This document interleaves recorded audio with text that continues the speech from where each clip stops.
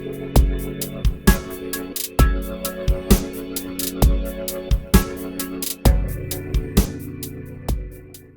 what's going on everybody? Aaron here and welcome back to PanNerdia and welcome to another Let's Paint. This week we'll be painting Aang from Avatar the Last Airbender.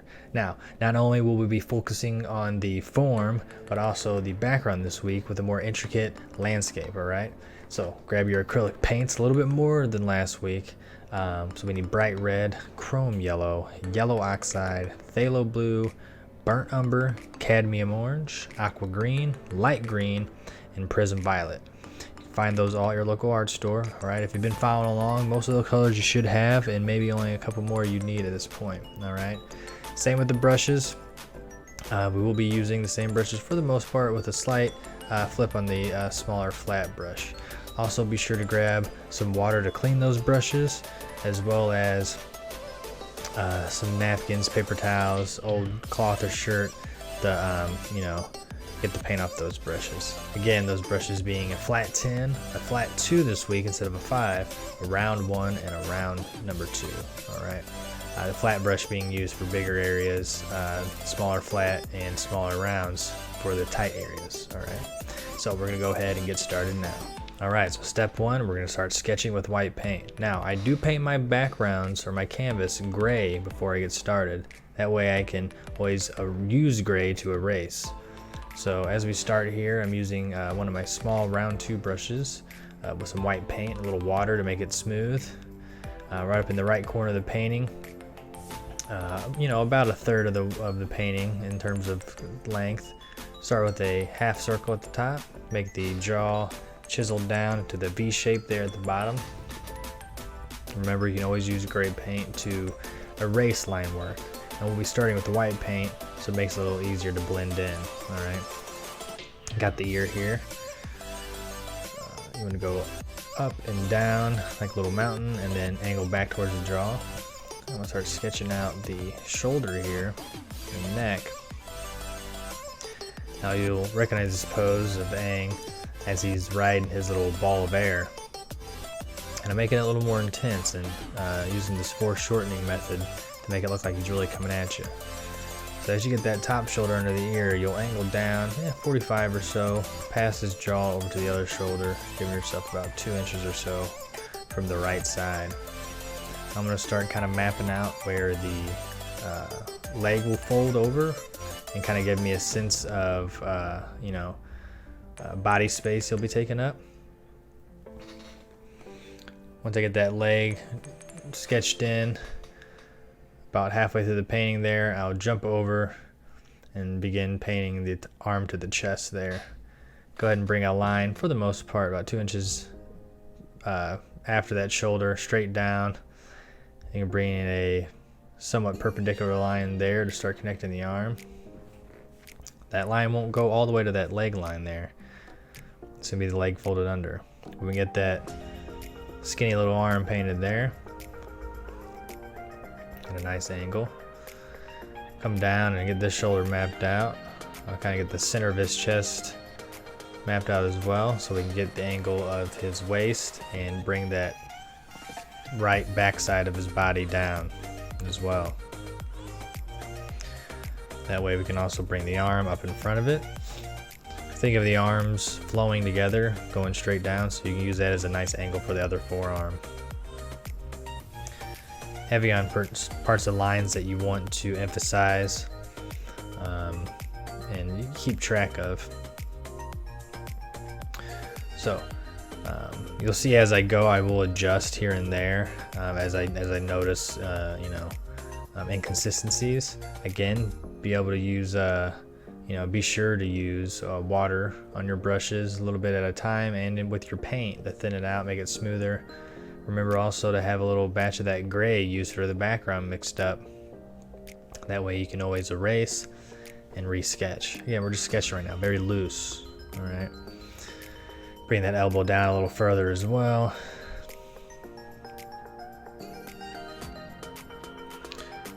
There we go, yeah. So just adjusting as you go. You want to, again, you guys can even adjust as you go. As we move on here, you can pause, You can stop where I'm at and kind of make sure everything's lined up for yourself there. Anything that's gonna help you, all right? Back to that leg I did earlier. You see, hey, we always make mistakes, but it was a good marker ultimately for myself later on. Still popping the leg in about the same area. I'm just gonna bring it down a little further, make it a little larger, so the knee comes down and centers with where the fists will meet. That way I can bring out the leg underneath the leg that he's sitting on, and the foot that's going to be attached to the ball. That foot there is the top leg resting. We'll make minor adjustments to that later as well as we go. Alright, this is where you can kind of start adding some more density to parts of his body, as well as make the fists connect. And as you're painting this body, use it as a you know, opportunity to really kind of get used to spatial form. I know I'm not taking you through a figure drawing class, but you can kind of see here the way I layer from the head to the chest to the fist to the legs, what I'm going for here. I also painted that wind ball at the bottom, just kind of gave it like an air cushion to sit on. And I did that before I went up here and rounded off the head, and now I'm going to start messing with the face. So we got his nose here. Think of parentheses, small parentheses, line, parentheses. His mouth, I'm going to make a little larger here. He's going to be smiling, grinning real big. You can always use a center line in the face to divide it. Now you can see his face is at a profile view, or a 3/4 view I should say, and so you want to have that line go over a little bit and adjust, you know, with the curvature. As far as the eyes go, they're real big, about as big as the ear. And you're on either side. You can think of like making a big number 6 with a longer top tail and a backwards number 6 as well for the eyes. Again, adjustments as we go with the white paint and sketching. All right, you can always adjust. You can always use gray paint to erase. You'll notice here as I'm working on the face, I'm going to end up painting in the mouth with white paint because I know I'm going to be, you know, adding coats a bit later for his teeth. Might look a little foggy there now. Paint was a little wet, and that'll happen with you at times. You can't, you know, always be expecting it dry unless you just take, you know, breaks, 20-minute breaks between each step you do. It's up to you, and remember, you don't always have to glob that paint on either as we go on, but you'll deal with spots where it's a little wet, and if it's giving you trouble, take the time to step away and let it dry. Right, jumping up here to the arrows, you can use the arrow pointing down. Kind of use that center line you did to divide the face as a guide. All right, get that pretty close to where the middle of his eyes would be. Now we're going to start kind of putting some clothes on the frame we just painted. Starting with this collar here. Angle it with the center line we did with the chest, all right, and the way that's all angled. Bring down some billowing lines down the shoulder and arm. All right, we got a place where we want the parts of the cape that connect to his arm at, as well as the little red cape in general. Think about this as a practice or a study of fabrics. So as we flow each side off, you can see how I try to connect it to itself. Not only is the cape sitting on front, it's flying from behind him as well. You gotta think that the wind's blowing too, so you kind of want to curve that around. There you go. There might be some inaccuracies in terms of proper, you know, physics and where the wind's really blowing, but as long as you're given the illusion, that's what painting is. You're creating a little illusion. And as you go, you can adjust things too, sketch more parts of the body that you need to. There, I'm just kind of sketching where the boots are and making the legs a little thicker with some pants on.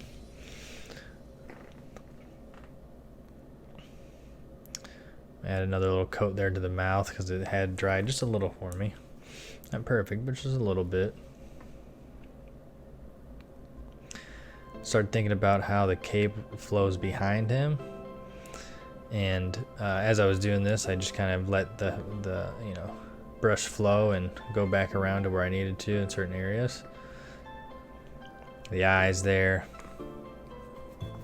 Spend this time again to readjust with the white paint. This is going to be your initial sketch, right? This is the time when you can afford to, make mistakes, be loose, give your general idea of your shapes. But then we're going to go ahead and move on to the next part of the first step with the sketching, and that's using the rough outline as a guide for our first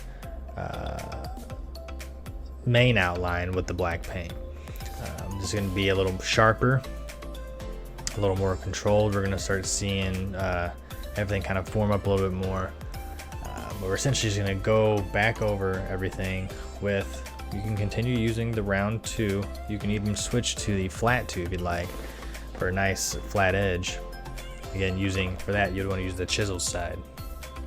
And we're just going to outline everything we just did. See it here, I'm going into the mouth and outlining. I can start making the teeth there. Again, this step, this isn't the final outlines here, right? So while you're doing it, use it to really make sure your forms and study your forms. We haven't added color yet, so you can continue to use gray to erase things. Maybe you feel more confident after that and just be able to go straight to using black paint to sketch that in versus another layer of white than black paint. But do what's comfortable to you. If you want to use white paint again to resketch something, then come back here in a few. Should be good to go. Most of your white paint at this point too from sketching should be dry. Unless you just globbed it on, it should be dry enough. And if it's not, just step away for a minute, grab a drink, come back. Acrylic paint dries pretty quick, all right? But remember, use water with your paint.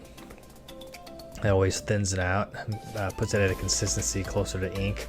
Of course, you can get it really thin, but ultimately, just get to the consistency where it flows nice as your brush in there.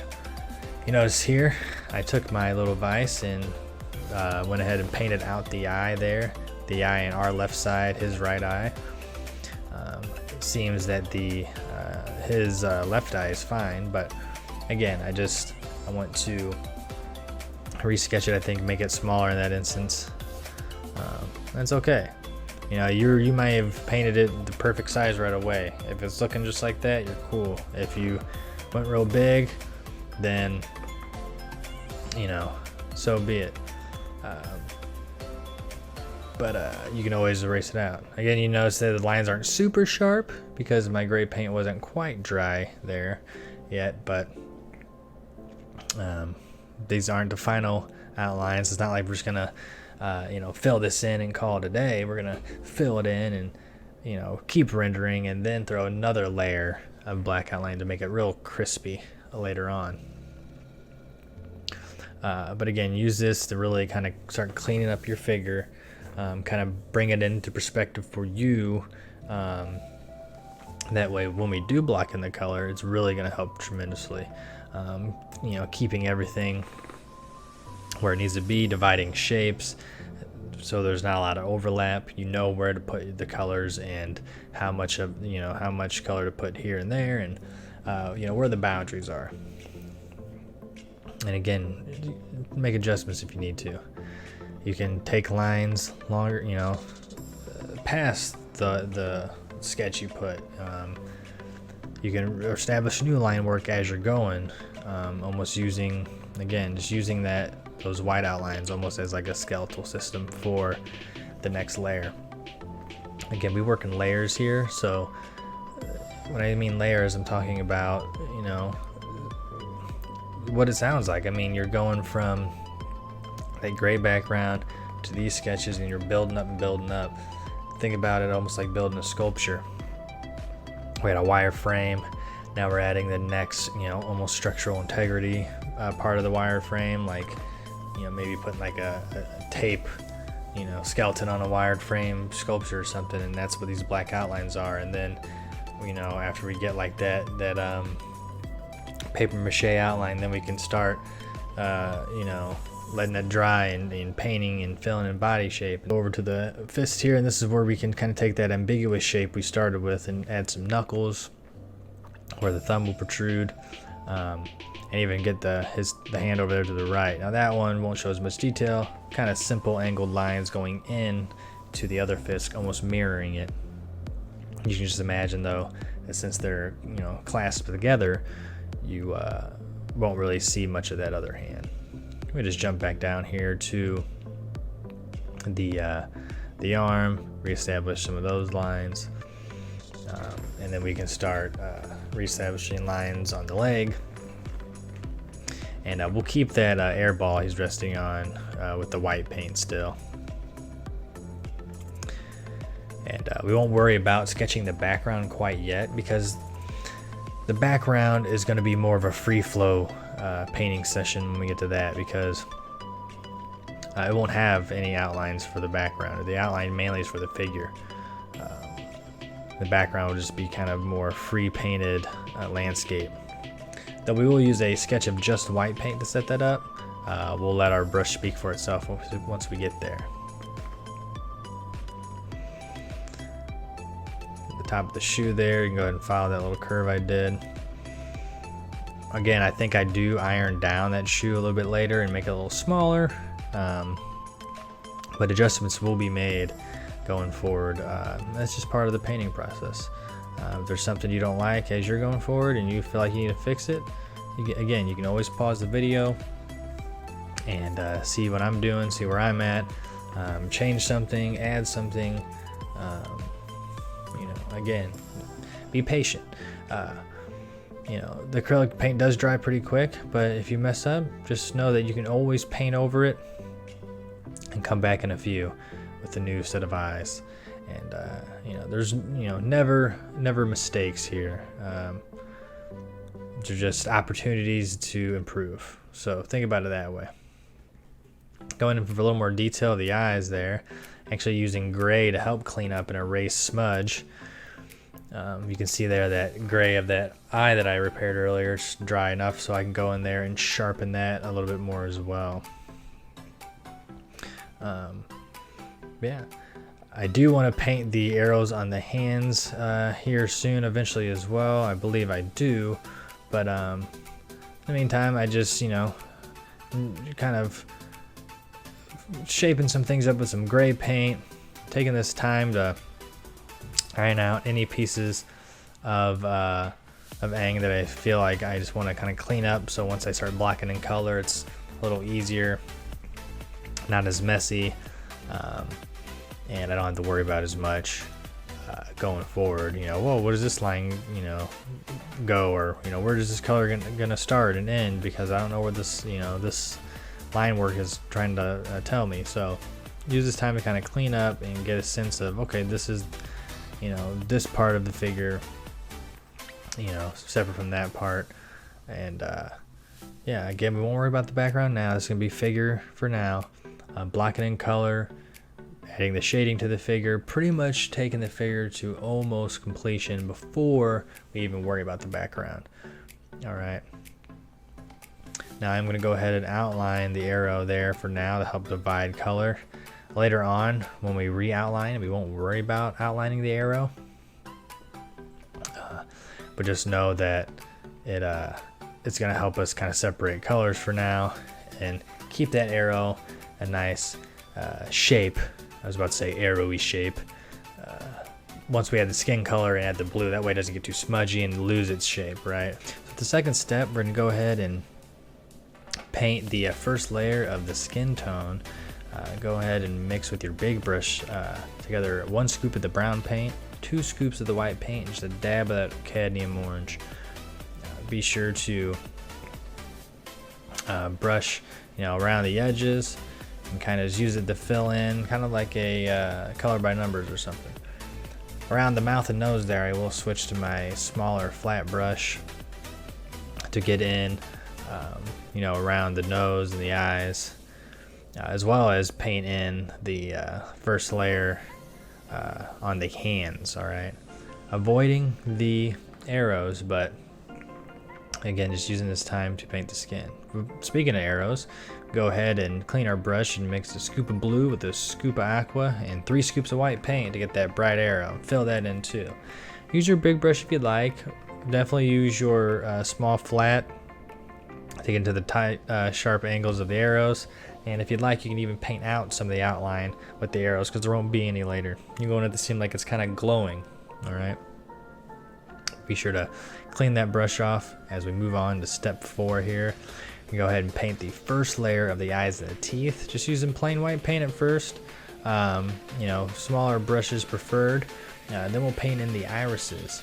That color mix being a scoop of brown, a scoop of black, and a scoop of white paint. Mix those together and use one of your smaller brushes there, preferably one of your round brushes, to go around the little circle of the iris and fill that in. Alright. Also at this time, you can go ahead and use a little black paint to kind of shape the outside of the eyes as well as the outside of the iris and the pupil. And once you get that going and cleaned up, you can clean off that small brush and use a dab of white paint just in the corners of the pupil iris zone to have it look like it's, you know, reflecting. You got that little shine. So a little pre-outline in here for the eyes, but it's just to kind of keep them sharp, you know, and not so blobby as we move forward. But again, you can always pause the video as we're going on here to kind of see where I'm at. But hey, look at that. It's already bringing life to his eyes. All right. I even going to use some black paint to kind of outline the mouth a little bit too. For step 5, we're going to go ahead and paint the first layer of that red cape. For that mix, go ahead and mix together 2 red scoops, 2 orange scoops, a scoop of brown paint, and a half scoop of white paint. It's about half of what you've used for all your other scoops. Mix those together to get that nice red color. Big brush preferred here. Of course, you can always switch to your smaller brushes to get in the tight areas. And see, I'm avoiding the collar because that collar is part of his yellow outfit. So for step 6, you go ahead and clean your brushes off, and we'll go ahead and mix together our mix for the yellow clothes. That's 2 scoops of the bright yellow, a scoop of that yellow oxide, I'm going to call it gold here, and a half scoop of white paint. You'll notice that yellow paint's pretty translucent, and you'll see a lot of that gray showing up on this layer. So we'll be adding a second layer later for sure. But don't let it worry. Having brush strokes show is nice. It lets people know that, hey, you painted this. All right.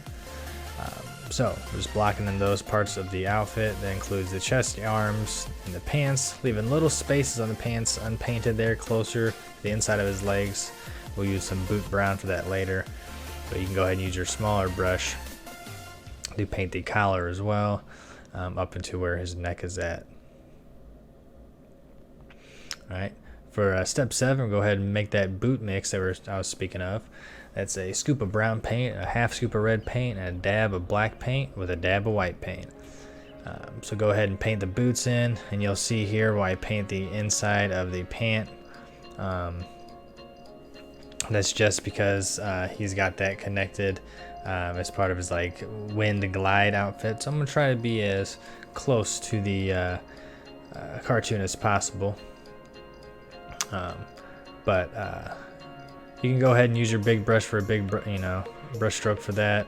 You can even switch over to one of your small flat brushes for that little area.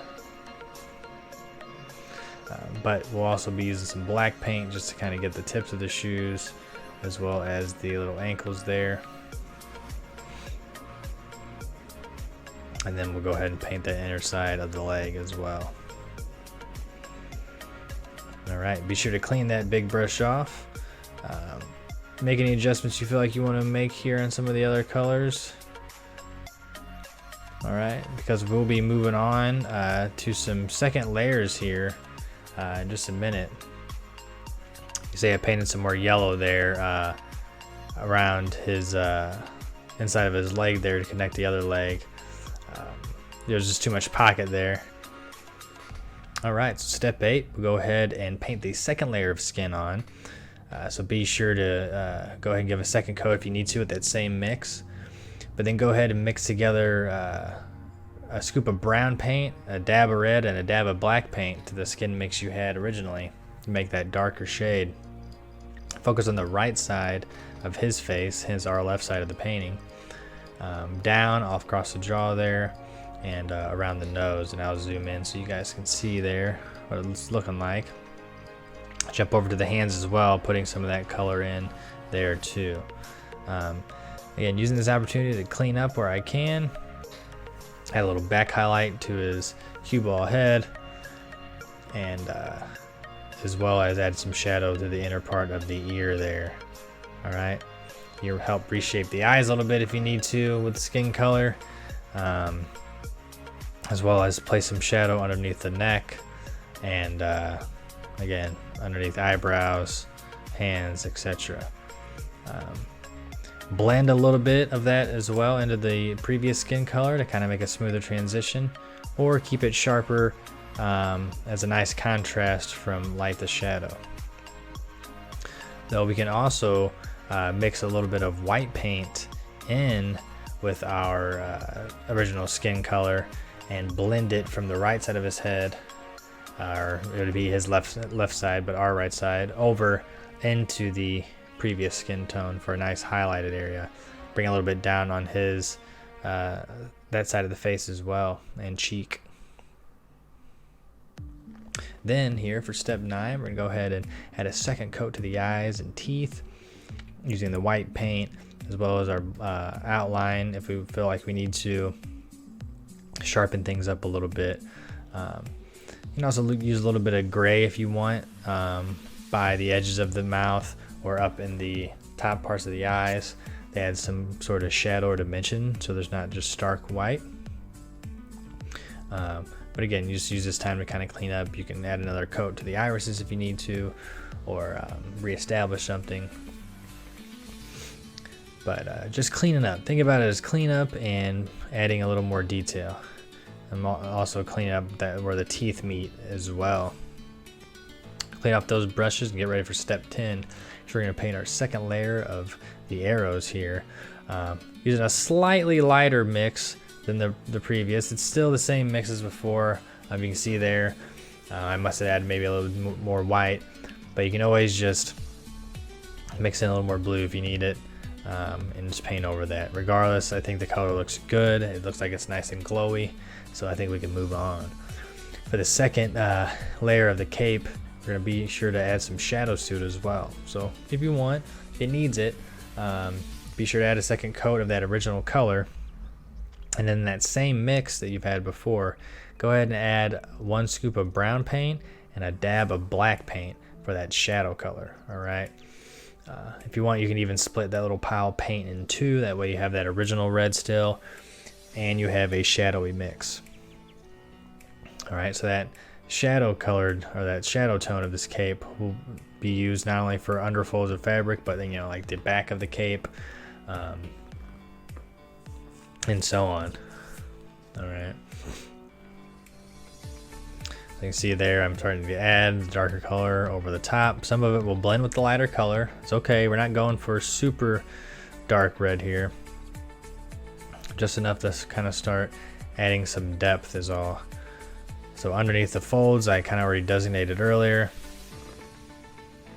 up and around the shoulder. Again, you can always jump back with your previous red and blend into the darker shapes, but then we'll go ahead and add that second layer to the yellow too. Be sure to mix that original color together and give a nice fresh coat to the yellow as before. Some gray still might show through, but it's okay at this point. It's going to add more of that density to the fabric and help us out when we start adding the shadows here in a minute.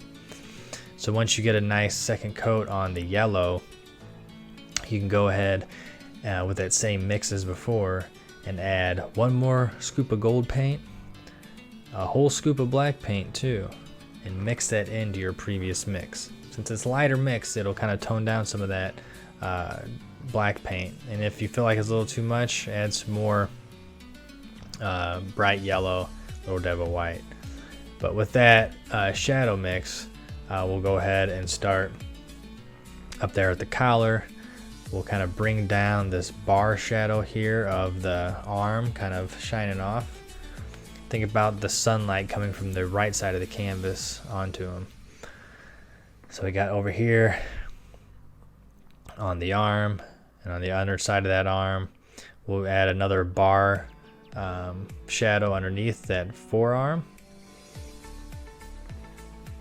All right, be sure to have a little highlights popping through here and there, like on by the cape over there, underneath that lip of the cape. We can bring the shadows up and down around the legs and through the knees. Be sure to add the shadow underneath the raised leg over there too. Alright, you can always use your small brush to get into the spots you missed. And if you need to, you can always add another layer to yellow later using the same mixes that I had mentioned here. Alright, this is great about YouTube videos. You can always rewind, fast forward, pause, stop it, come back later.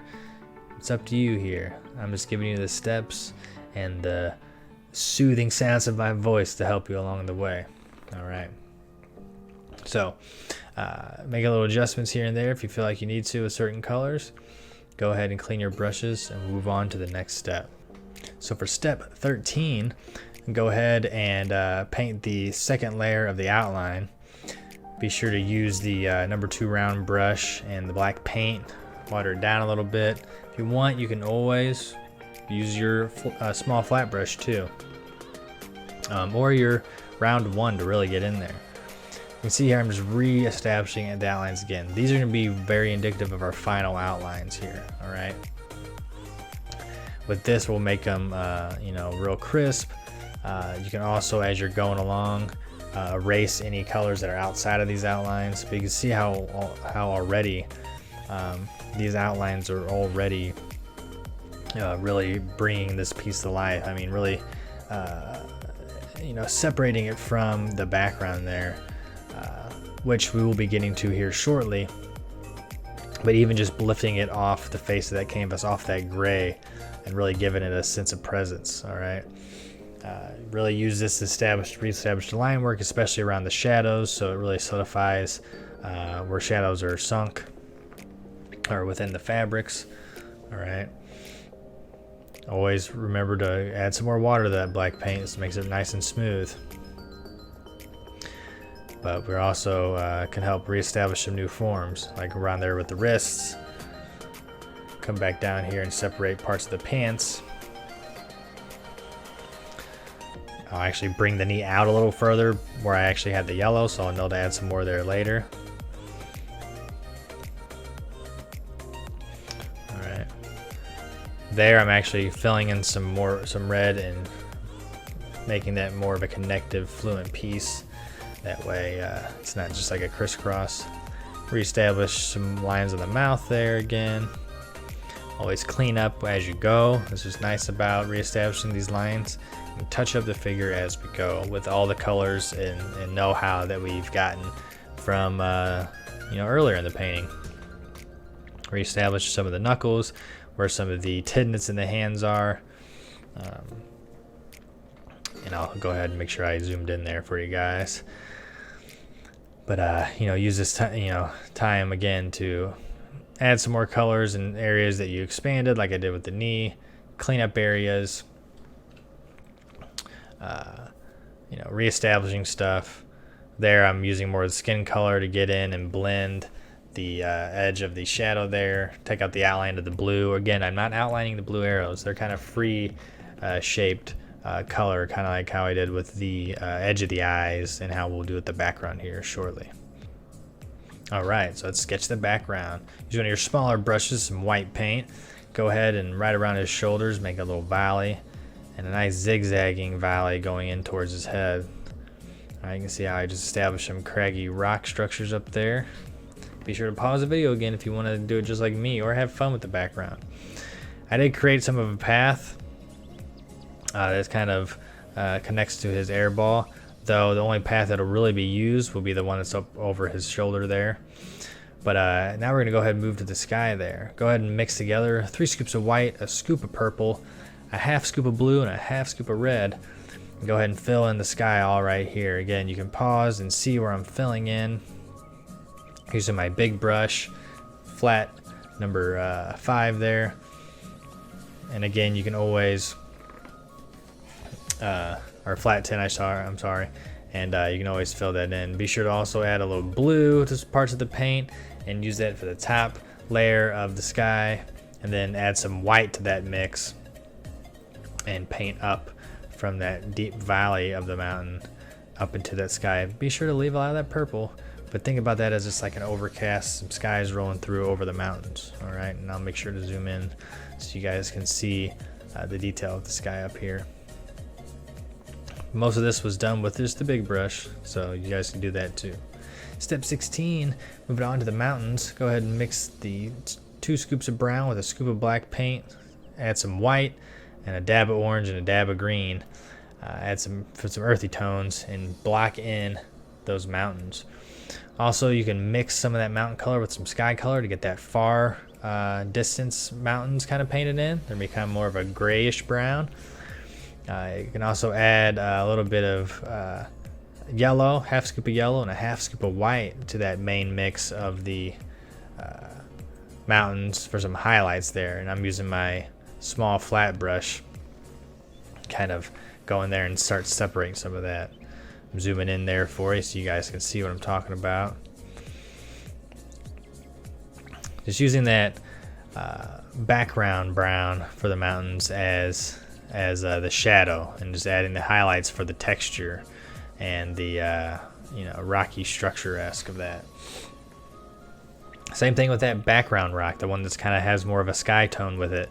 You can just add a little white to that mix you made and bring little highlights down for the face and the sheer cliffs of it. You can always go back into some sky color to help sharpen out some of your mountains as well. Alright, so step 17, let's paint that foreground grass. Go ahead and with your big brush clean, mix together a scoop of green paint with a half scoop of yellow paint, half scoop of white, and a dab of brown. Once you get that color mixed up, go ahead and big brush paint down up to where your airball is. Again, as far as the airball goes, I know I've phased over that earlier pretty quick, but it's just a round structure for him to sit on. Think about him sitting on it right up there in the front. If anything, if you've never painted it up to this point yet, just see how I'm painting the grass and just leave a big blob of that gray right under him, just how I got. For the far grass, you can go ahead and add some black paint to that mix you got. Use your small flat brush, and with a nice upward brush stroke flick almost of the wrist, you can add little blades of grass that help add some depth to the grass there.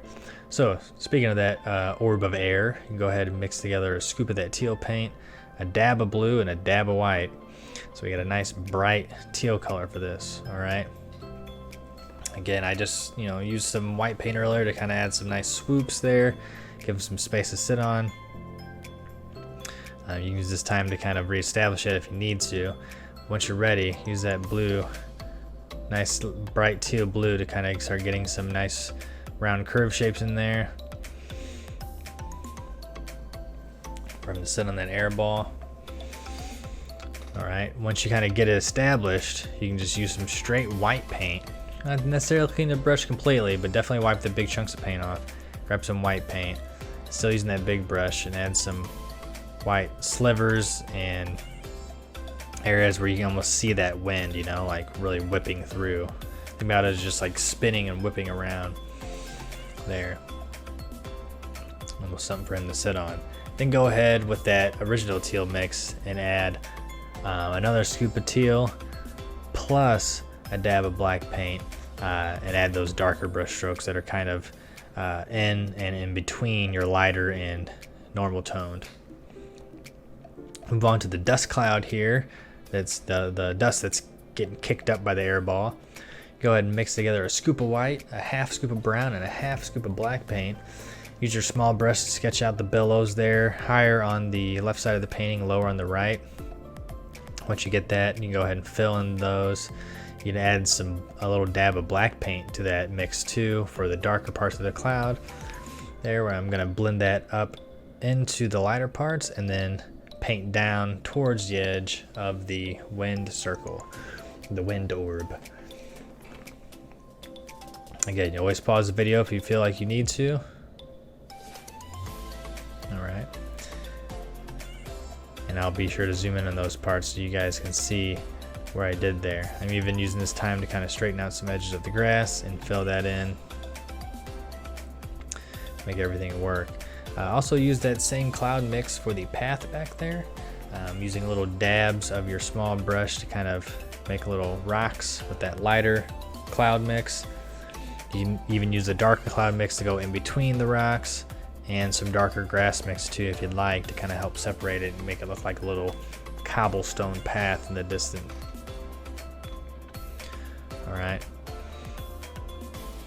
All right, so we're really close here, guys. Last step for you. All right, the hardest step. You just gotta touch up anything you want to, clean up anything you want to, fill in any gaps or spaces, fix areas that you think need more work, and add missing elements, as well as, well, anything else you want to add. It's your painting, right? So this includes everything from, cleaning up areas where paint's going out of bounds, so to speak, resharpening up line work that maybe perhaps got a little lost while doing background work, redefining more areas in the background and really sharpening them up, going back again to areas in the figure, even spending this time to go back in the video and watch the previous steps to make sure you didn't miss anything. Again, separating boundaries and the figure from forms, reestablishing swirls in the air ball, making sure that the line work around the arrows are looking nice. Also, even, adding some shadows or something that we've missed from before. Is that yellow, on the clothes, is it still too translucent? Do you want to add another layer? Add another layer of yellow. Just use what you got as a pattern, Again, just think about it as, breaking up different shapes and pieces. I'm going to redefine, again, parts of the mountain, add more highlights, use this time. Make the clouds thicker. Add another layer to his eyes and teeth. All right. Add a little more detail to the grass. Add more blades of grass if you'd like. I'm trying to stick to the true nature of the animation of the show here and keep it as simple as I can. But there's certain things I still want to add, like the shadows. And speaking of that, I don't want to forget about the shadow on his boot there. All right, so pretty similar mix to what you had with the boot earlier, but I just added a little dab of black paint to it to make it a little darker. Not as dark as the tip of the boot there, but enough to where it seems like there's actually continuity to the shadow that's underneath the arm, that's on the leg, and that's on the rest of the body, honestly. But where his hands are connected there will be a shadow that pops up on his leg, so get ready for that. Again, just use this time to really clean up everything and get it to where you want it to go, okay? Again, you can use darker skin there, the skin shadow around the arrows, really make them pop. You feel like they're getting faded in. Here's that part of the leg shadow I had mentioned earlier. Just a little lip there just to kind of add. I've actually made that bottom leg a little darker there. But yeah, just take this time to finish and clean up any little bit you like. And so you can sit back and be like, wow, you know what? I just did that. I just accomplished this painting. Though it has been 45 minutes of my life, I feel like a new person. Though it could have been a lot longer, I don't blame you guys for pausing, all right? I only speed this up so you guys have less to scroll through when you want to, all right? So thanks for joining me on this latest Let's Paint, Aang, or Avatar the Last Airbender. Let me know what you guys want me to paint next time. I really honestly don't know what I'm doing next, so if you have any suggestions or want to always wanted to paint something, let me know down below. Let me know if there's something you want me to improve on, if you want me to take a longer time explaining certain elements, if you want me to zoom in more in certain spots. Let me know and we'll get through it together, all right? But once you're finished with this piece, know that you just painted not only your third figure, if you've been following along, but you just painted a really awesome background using elements from everything we've done so far, all right? Not only with figure, but with background, all right?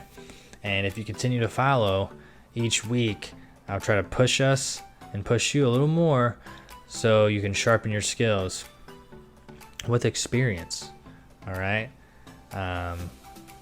We'll dabble in things here and there. Some weeks we'll focus on other aspects. And other weeks we'll kind of return to basics. But instead of making individual classes for each element of painting, I figured I'd kind of give you a little crash course through each time. And as you go, you'll develop new skills. So I hope to see you guys next time on Let's Paint here on PanNerdia. Till then, be safe and take it easy. Love you guys. Peace out.